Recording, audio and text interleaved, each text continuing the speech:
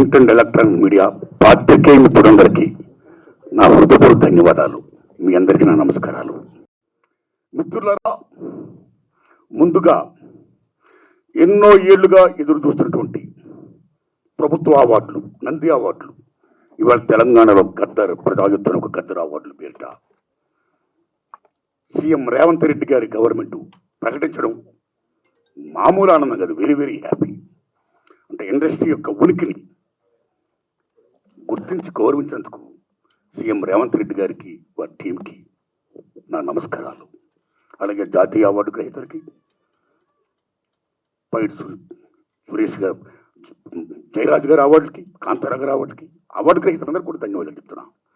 తెలంగాణ ప్రభుత్వం ఏ విధంగా అయితే గద్దర్ అవార్డులు ప్రకటించిందో, అలాగే ఎన్నో ఏళ్లుగా ఎదురు చూస్తున్నటువంటి నంది అవార్డులు కూడా మన చంద్రబాబు నాయుడు గారు అక్కడ ప్రకటించాలని నేను మనస్ఫూర్తిగా విజ్ఞప్తి చేస్తున్నా. ఇక ముఖ్యంగా నేను మీ పాత్రికేయ మిత్రులందరినీ ఎందుకు పిలిచానంటే, ఎందుకు విజ్ఞప్తి చేశానంటే, రీసెంట్గా ఇండస్ట్రీ మొత్తం పర్సంటేజ్ కావాలని మ్యాక్సిమం అబౌవ్ 80% అనే ఇష్యూ మీద చర్చలు జరుపుతూ both producer council and film chamber అనేక చర్చలు జరుపుతూ కొనసాగిస్తున్న దశలో ఎప్పుడు చర్చలు ఫలప్రదం అవుతాయా, ఎప్పుడు సినిమా ఇండస్ట్రీలో పర్సెంటేజ్ సిస్టమ్ వస్తుందా అని ఎదురు చూస్తున్న నాలాంటి సగటు నిర్మాతలందరికీ కూడా తీరని విఘాతం జరిగింది. ఈ మధ్య రీసెంట్గా ఒక విషయం ఏంటంటే, హరిహరి వీరమల్లు అనే సినిమాని ఆపడం కోసమే జూన్ 1 నుంచి బంద్ ప్రకటిస్తున్నారు, పర్సెంటేజ్ కానీ ఇవ్వకపోతే అనే మాట రావడం అనేది చాలా దుర్మార్గం. It's a trash. అది ఉత్తిది, అది కరెక్ట్ కాదు, అందులో కుట్ర ఉంది, ఆ కుట్రదారులు ఎవరు తెలుసుకోవాలి అని స్వయంగా పవన్ కళ్యాణ్ గారు ఆఫీస్ నుంచి రావడం అనేది, స్వయంగా సినిమాటోగ్రఫీ మంత్రి దుర్గేష్ గారు మాట్లాడడం అనేది కరెక్ట్ కాదు. ఎందుకంటే మిత్రులారా, ప్రొడ్యూసర్ కౌన్సిల్ కానీ, ఫిల్మ్ ఛాంబర్ కానీ, అవి సినిమా పరిశ్రమ పాలనా సంస్థలు, ఆ రెండు సంస్థలు కూడా బంద్ ప్రకటిస్తాను ఇప్పుడు చెప్పలా. డిసిషన్స్ ఆర్ గోయింగ్ ఆన్ అని చెప్పారు. దట్ ఇంకో విషయం చెప్తున్నా మీకు, బంద్ అనేది ప్రజాస్వామ్యంలో ఒక బ్రహ్మాస్త్రం. ఎవరైనా బంద్ ప్రకటించే ముందు సినిమా ఇండస్ట్రీలో అకార్డింగ్ టు నామ్స్ 3 వారాల ముందుగా తెలియపరచాలి. ఇదిగో పలానా ఇష్యూ మీద మేము ఫైట్ చేస్తున్నాం, అది ఇంకా కొలిక్కి రాలేదు కాబట్టి మేము బంద్ ప్రకటించబోతున్నాం అనే విషయాన్ని నిర్మాతలకు 3 వారాల ముందు తెలియపరచాలి. This is norms, it's a preamble. 3 వారాల ముందు తెలియపరిస్తే రిలీజ్ డేట్ ఎవరు తెచ్చుకున్నారో, మేము రిలీజ్ డేట్ ఇచ్చుకున్నామండి, ఇంకో 2 వారాలు మేము రిలీజ్ చేస్తున్నామండి అని ప్రిపేర్ అయిన నిర్మాతలను ఇబ్బంది పెట్టకుండా ఉండడం కోసమే 3 వారాల ముందు తెలియపరచాలి according to norms. So June 1 bandh ప్రకటిస్తే, ఒకవేళ జూన్ 12 అంటే 2 వారాలు కూడా కాదు కదా, ఏ రకంగా మీకు హరిహర వీరమల్లుకి అది వర్తింపు చేస్తుందండి? అది కరెక్ట్ కాదు. పవన్ కళ్యాణ్ గారి మీద ఎవరైనా కుట్రమంటారు? తెలుగు చలనచిత్ర పరిశ్రమలో విశ్వవిఖ్యాత నట సార్వభౌమ ఎన్టీ రామారావు గారు భారతదేశంలో ఎన్టీఆర్ మన తెలుగు జాతిని ఖ్యాతిని చేసిన మహనీయుడు. As a politician, as a CM, like this anything else. ఎంత గర్విస్తామో. తర్వాత మళ్ళీ మంచి గొప్ప పేరు తెచ్చుకొని ఈవేళ ఒక జనసేన పార్టీ పెట్టి ఈవేళ డిప్యూటీ సీఎం అయ్యారంటే వీఆర్ ప్రౌడ్ ఆఫ్ ఇట్. మన తెలుగు చిత్ర పరిశ్రమ మొత్తం అంతా గర్విస్తున్నది. Hats off to Pawan Kalyan garu. ఆయన సేవలను గుర్తుంచుకోవాలి. చంద్రబాబు నాయుడు గారికి సెల్యూట్. మేము పవన్ కళ్యాణ్ గారిని ఏ రకంగా దుర్మానం కాం, కానీ పవన్ కళ్యాణ్ గారు ఆఫీస్ ఆ రకంగా కరెక్ట్ కాదు రావడం. ఓకే, వచ్చిందనుకోండి, ఇష్యూ వస్తే మహాత్మా గాంధీ ఏమన్నాడు? ప్రపంచ యుద్ధాలను కూడా చర్చల ద్వారా ఆపుతున్నాడు ఆయన. ఒక సీఎం, ఒక డిప్యూటీ సీఎంగా మీరు అక్కడ సీఎం చంద్రబాబు నాయుడు గారితో మాట్లాడి హరిహర వీరమల్లు అనే టాపిక్ మీరు ఎత్తకుండా, ఓకే మీ ఇండస్ట్రీ కష్టాల్లో ఉన్నప్పుడు రండి, మన సిట్టింగ్ చేసుకుంటాం రండి, మాట్లాడుకుందాం రండి అని చెప్పుకుంటూ ఒక పెద్ద రోల్ ప్లే చేసి ఉంటే, ఒక చలనచిత్ర పరిశ్రమ బిడ్డగా మిమ్మల్ని మేము ఎంత గౌరవించేవాళ్ళం సార్. ఎంత బాగుండేది సార్, ఎంత బాగుంటుంది సార్. ఆ పని చేయండి సార్ పవన్ కళ్యాణ్ గారు. ఎందుకంటే పర్సెంటేజ్ సిస్టమ్ వల్ల ఇండస్ట్రీ ఇవాళ చాలా మేలు జరుగుతుందండి. పర్సెంటేజ్ సిస్టమ్ లేకపోవడం వల్ల ఇండస్ట్రీ సగటు నిర్మాత మొత్తం కొలాప్స్ అయిపోతున్నారండి ఇవాళ. మీరు నమ్మండి sir. Why? Because all malls, PVRs మొత్తం ఇలాంటివన్నీ వచ్చేసిన తర్వాత సింగిల్ థియేటర్స్ ఇవాళ ఉనికి లేకుండా పోతుందండి. తెలంగాణ 500 ఉన్న సింగిల్ థియేటర్లు ఇవాళ 200 చిల్లరకు వచ్చేసాయి. ఆంధ్రప్రదేశ్ 500 పైన ఉన్న సింగిల్ థియేటర్ 300 పైసలకు వచ్చాయి. సింగిల్ థియేటర్ లేకపోతే యొక్క ప్రేక్షకుల పరిస్థితి ఏమిటి? ఇవాళ మాల్స్లోని ఆటల్లోని ఇటువంటి సోకాడు థియేటర్స్లో రేట్స్ ఎంత ఉన్నాయి ఇవాళ, ఎంత పీపచ్చమైన రేట్స్. ఆడికి వెళ్ళి ఏదైనా పాప్కార్న్ తింటేనే 500 రూపాయల, డ్రింక్ 200 రూపాయల, టికెట్ మొత్తం 200, 300 ఇలాగ అనుకుంటే సగటు ప్రేక్షకుడు ఎక్కడ సినిమా చూడగలుగుతాడు? ఏ రకంగా వెళ్ళగలుగుతారు? ఇవాళ భారతదేశంలో సినిమా పరిశ్రమ అనేది సామాన్యుడికి వినోదం. అలాంటి వినోదాన్ని సగటు మనిషికి దూరం చేస్తుంది ఇవాళ బికాస్ ఆఫ్ దీస్ పాలసీస్. కాబట్టి సింగిల్ థియేటర్ బతికించుకోవాలి, దానికి పర్సెంటేజ్ సిస్టమ్ కావాలి. ఈ పర్సెంటేజ్ సిస్టమ్ అనేది ఇప్పుడు నుంచి కాదండి. నేను ఎందుకు ప్రశ్న పెట్టానంటే since 25 years the issue is going on. ఈ పర్సెంటేజ్ కావాలని కోరిన వాళ్ళు మేము కూడా ఒకటి, నేను కూడా ఒకటండి.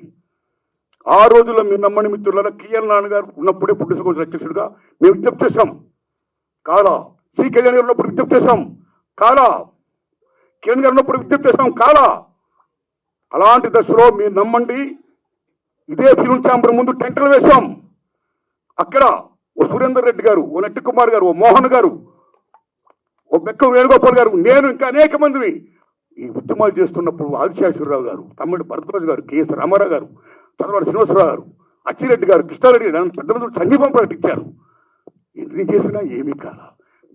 స్వయంగా నేను వెళ్ళి రామారాయణ గారు రిక్వెస్ట్ చేశాను, నారాయణ పర్సెంటేజ్ సిస్టమ్ కావాలి, అది మంచిది, ఈ సిస్టమ్ ఉండకూడదు, రెండు సిస్టమ్ ఉండకూడదు, నేను స్పీచ్ పోతే మాట్లాడతాను, I am with you, I am with that moment అన్నాడు రామారాయణ గారు. మహానుభావుడు చేసి అయ్యారు.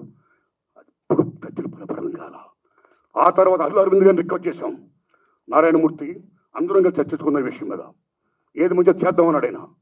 కానీ మంచి అనే పర్సెంటేజ్ జరగల. మళ్ళీ సునీల్ నారాయణ గారిని రిక్వెస్ట్ చేశాం, అందరూ ఏం చెప్తా అదే మేము చేస్తామన్నాడు ఆయన.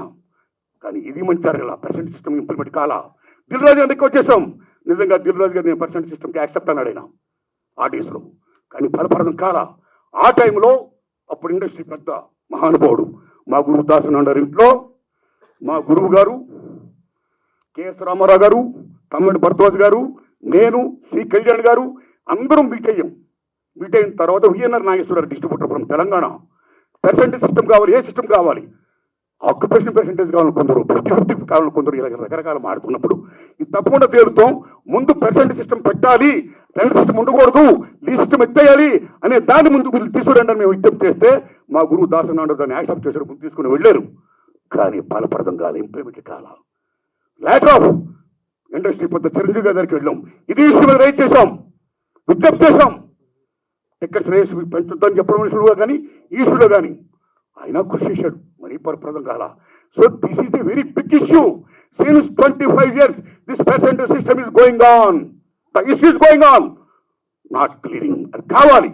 అలాంటిది ఇవాళ పర్సెంటేజ్ సిస్టమ్ కొలుక్కొచ్చే దశలో హరిహరి వీరమ్మలకి దీనికి ఒక లింకప్ పెట్టి ఏం సంబంధం అండి?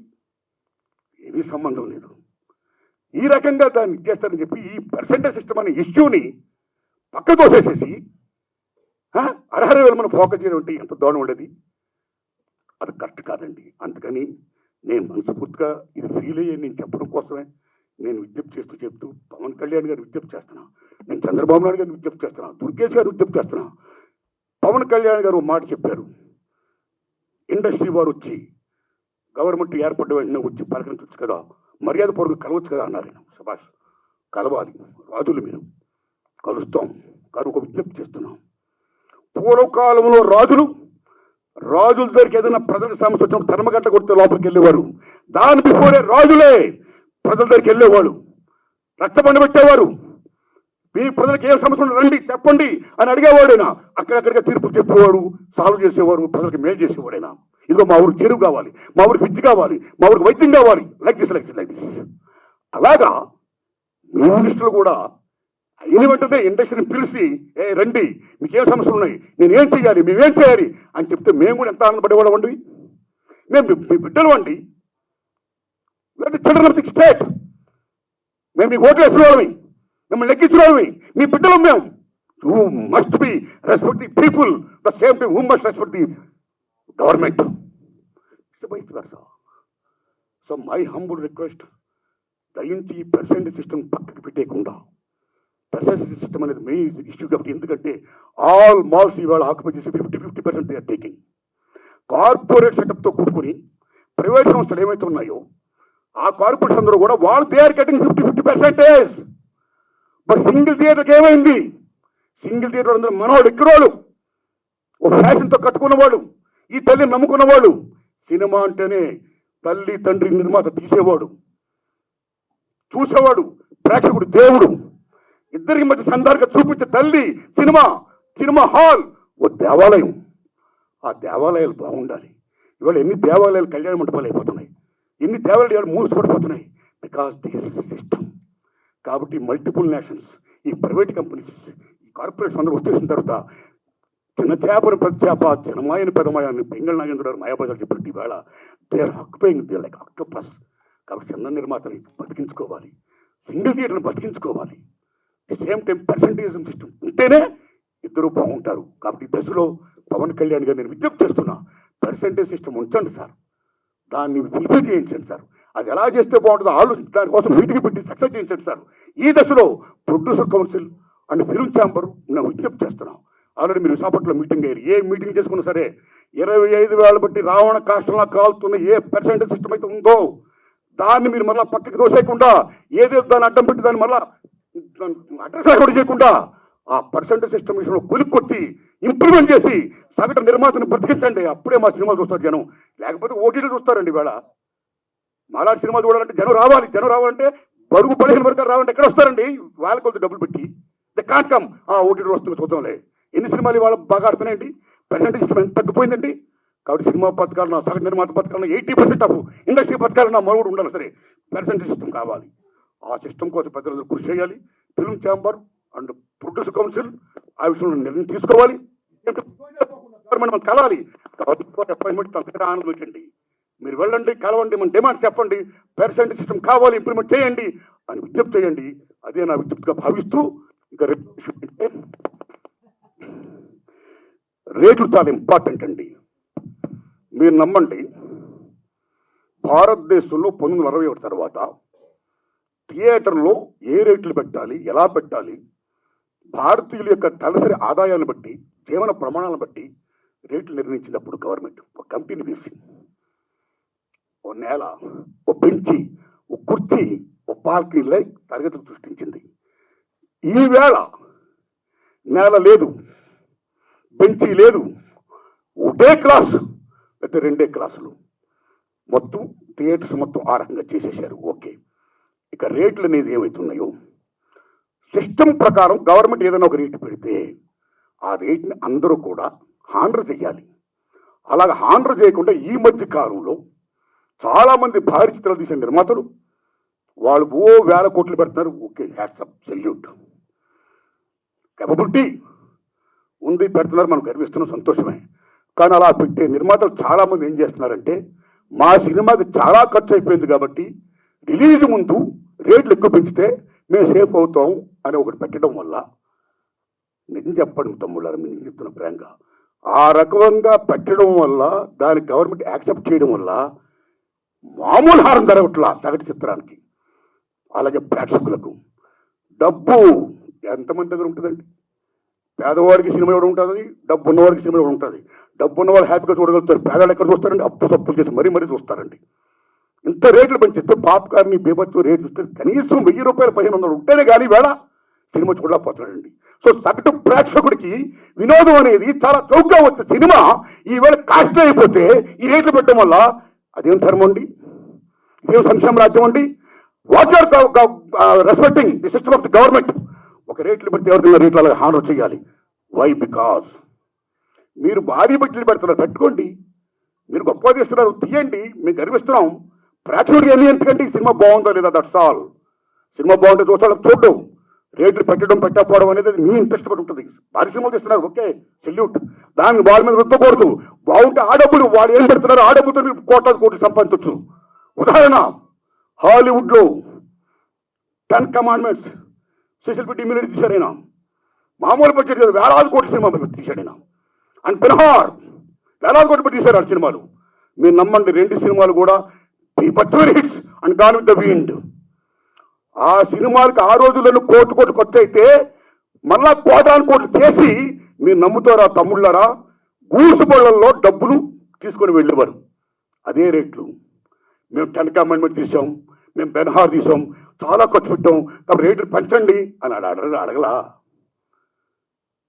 కమ్ టు హిందీ ఫీల్డ్, కేఎస్ఎఫ్ మొగలేదాం అని జీపీ సిప్ గారు షోలే మామూలు సినిమాలో మొగలేదాం మీరు నమ్మండి 9 years తీసాడైనా అప్పు సప్పు చేసి మొత్తం పేపర్ మామూలు బడ్జెట్ కాదు.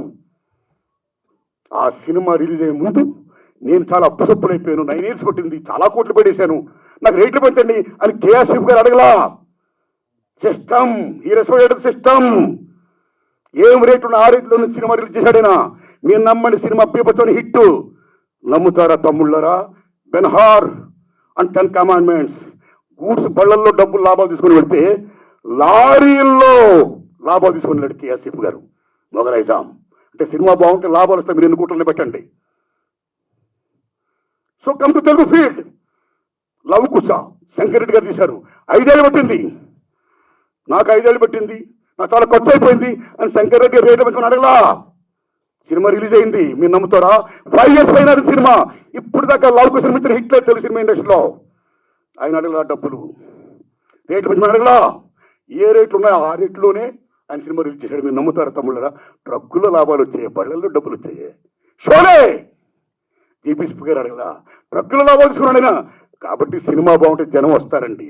మీరు ఇలా రేట్లు పెంచేసుకుంటా ఒక 1 week ఇలా చేసేసి మళ్ళీ మానేస్తా థియేటర్. నేను ఆటో మీద ట్రావెల్ చేస్తున్నప్పుడు తమ్ముడు మన సినిమా చూసేవాళ్ళ, తమ్ముడు ఏ సినిమా చూసామంటే సినిమా చూడాలి ఉందండి కానీ చాలా రేట్లు పెట్టేశారండి ఫస్ట్ వీక్. నా ఫేవరెట్ యాక్టరే కానీ డబ్బులు లేవు, అప్పు చేయాలంటే కష్టంగా ఉంది, చూడలేకపోతున్నానండి. ఆ రకంగా ఎంత డ్యామేజ్ అవుతుందంటే సినిమాకి. ఇప్పుడు ఎందుకంటే రేట్లు పెంచుతారు? ఒక నామ్స్ ఉన్నాయి, you must respect the norms, you must respect the system. And అన్నింటి మించి సంక్షేమ రాజ్యం ఉంది. ఏ సగటు ప్రేక్షకుడు ఉన్నాడో ఆ సగటు ప్రేక్షకుడు భారతదేశంలో సినిమాయే వినోదం. ఆ వినోదం దూరం చేయకండి ఈ రకంగా పెట్టి. సో దిస్ ఈజ్ ఒక మాల్ ప్రాక్టీస్. ఒక రకంగా చెప్పాలంటే దిస్ ఈజ్ నేను నమ్మని తమ్ముళ్ళరా, ఈ భారతీయులు చేస్తున్న నిర్మాతలు government is doing black marketing in the name of raising the rates. Correct కాదు.